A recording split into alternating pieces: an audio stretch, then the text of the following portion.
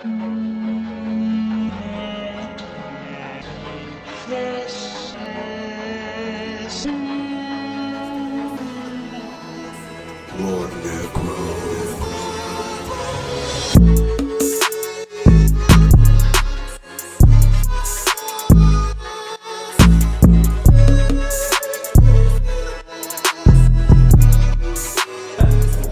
just show you what cut is, boy.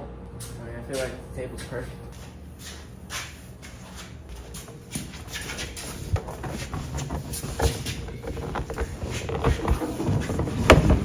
And the corners go on.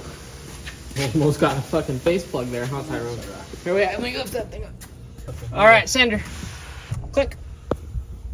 Oh, that's not bad at all. Yeah, that's not bad.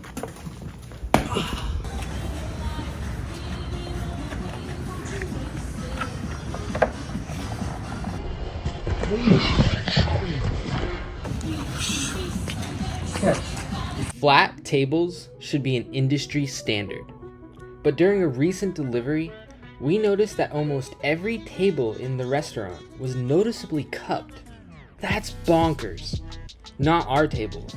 Even if we have to rebuild the whole thing, our tops come flat. But you don't always have to rebuild the whole table. Did you know that metal is stronger than wood? Check out the cup on this bad boy.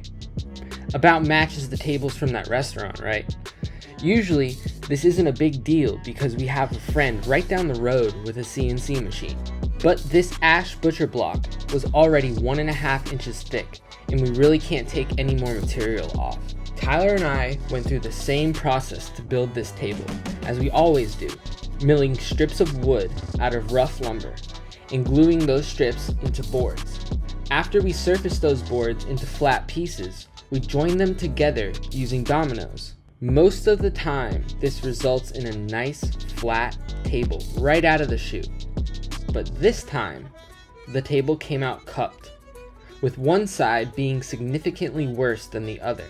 We think it has something to do with this cracked piece right on the glue seam, but who knows?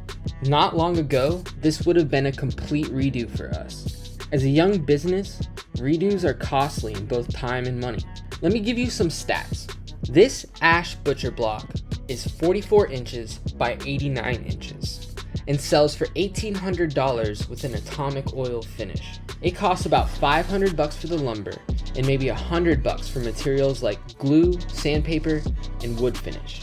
Tyler and I can build a table this size in about 2 hours, spread out over 3 days.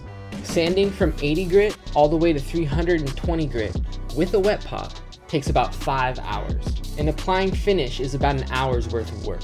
So let's call it $800 in labor costs. That leaves $400 in profit. If we had to redo this table, just the cost of the lumber would put the business negative. So we're gonna spend $200 on heavy duty C-channel, hoping it fixes the cup. Installing C-channel with a router is really easy.